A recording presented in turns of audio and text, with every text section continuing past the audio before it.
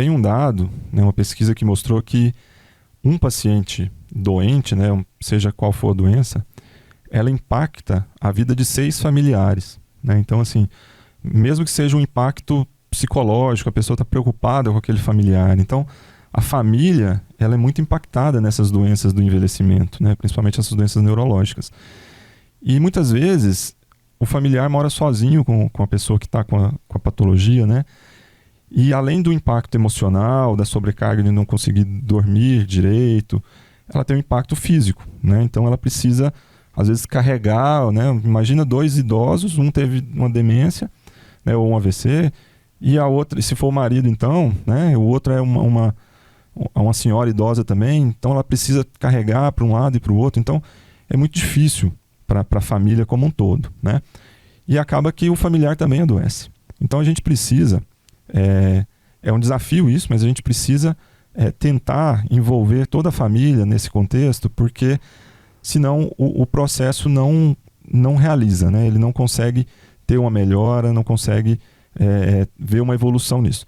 Nos casos de doenças progressivas, como demência, né, a Alzheimer e o Parkinson, a gente consegue.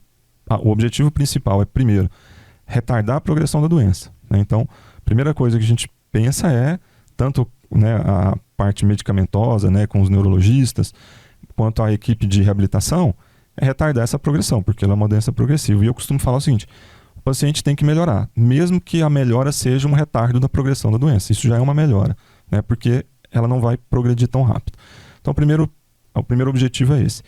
E depois a gente vai focar em atividades funcionais do dia a dia, né? Então, por exemplo, uma pessoa não consegue levantar mais da cadeira, porque perdeu força, né? Teve um AVC, por exemplo, e perdeu a força. A estrutura em si, a musculatura, muitas vezes pode ser que ela não consiga mais recuperar. É um AVC crônico, já tem 20 anos, mas ela consegue levantar da cadeira se a gente usar algumas adaptações. Por exemplo, uma almofada mais alta, ou, por exemplo, um andador, uma bengala.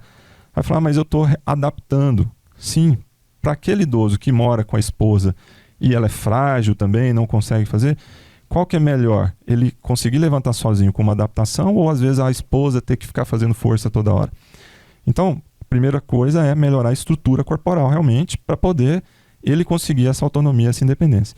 Mas a gente também orienta a família e treina a família para, nesses casos, de que seja necessário uma adaptação, seja necessário um ajuste de alguma função do dia a dia, para ele poder ter mais autonomia e não sobrecarregar tanto a família.